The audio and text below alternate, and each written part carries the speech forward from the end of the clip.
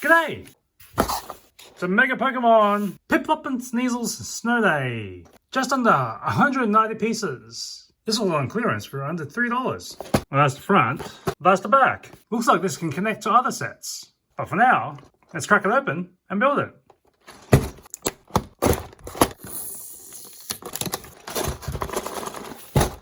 Oh, looks like everything's wedged in there.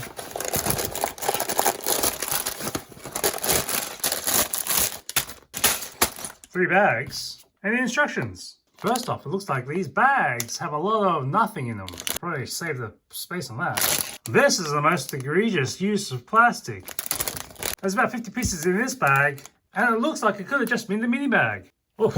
Unless they really needed this bag to print out all these warning labels. Well, let's build it. Instructions only have about 40 pages, and it's glue bound. So when you open it, you can't lay it flat unless you crack the spine and maybe you separate the glue. That's built, but something about it throughout the process just kept feeling flimsy. Or at least there was no real cohesion in these plates. I feel like they're always going to fall off. These ice plates are looking cool though. These are a bit translucent, but they got some kind of weird design on them that looks like marbling. And when they're put together like this, gives it a bit of an ice floe look. Let's put Sneasel back on. It's already fallen off. So Sneasel's on this glacial spinning top. Piplup is on this ice floe. And I believe this is some kind of column with icicles coming from the top. Now if we crank this lever the proper way, we see the Piplups hitting the icicles and also spinning this Sneasel around. That's not really graceful, but you get the idea of something.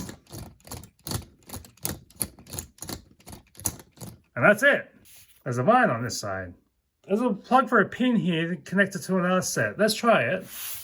So with our Piplup and Sneasel set, we bring in the country windmill, and I believe I'm supposed to connect it through here.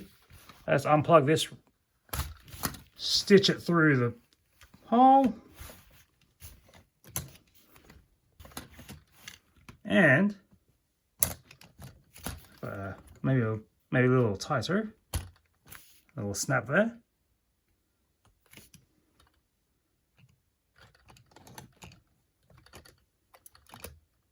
It's very janky. Things are slowly moving. Sounds like someone is rubbing their shorts. Let's try this in full motion. I don't have the wool loop because that's not really connected. But I can just feel the struggle.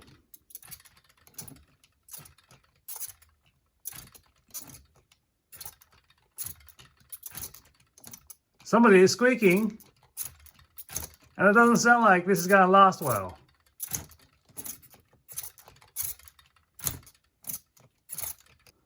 That part is not supposed to come that way.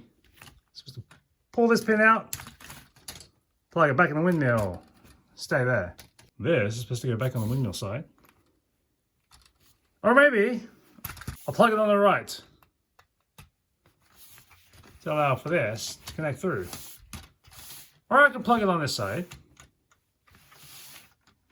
in which case something is always looking backwards. If you want to get this on your top, if you're displaying this, it's about 6 inches or 15 centimeters wide, 4 inches or 10 centimeters deep. You need about 4.5 inches or 11.5 centimeters tall.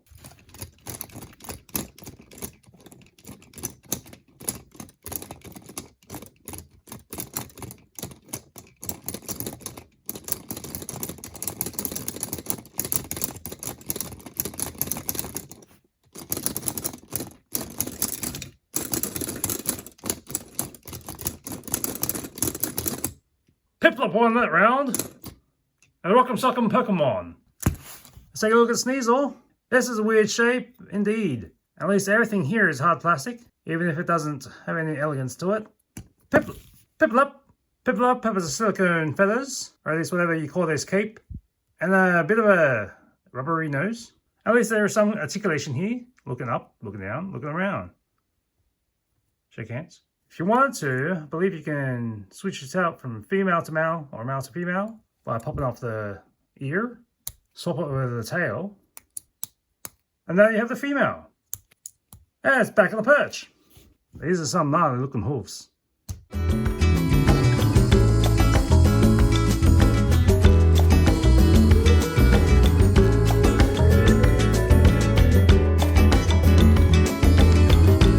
See you next time on High Flyers.